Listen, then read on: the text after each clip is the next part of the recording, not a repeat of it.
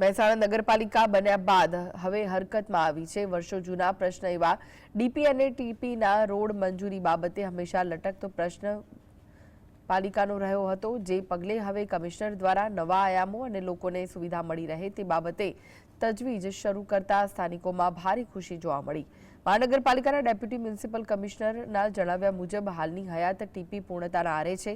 મહેસાણા શહેરની ટીપી 3 અને 5 માટે એજન્સી નિમણૂક કરવાની તૈયારી પણ કરી દેવામાં આવી છે, જ્યારે ટીપી 8 અને 12 માટે કામગીરી ચાલુમાં છે। મહેસાણામાં નવી ટીપી બનતા રોડ રસ્તા પહોળા થશે અને ભવિષ્યને ધ્યાને રાખીને ટીપીના પ્લોટ પણ ચોરસ કે લંબચોરસ હશે, જેમાં તમામ સુવિધા સ્થાનિકોને મળશે તે વાત ચોક્કસ છે।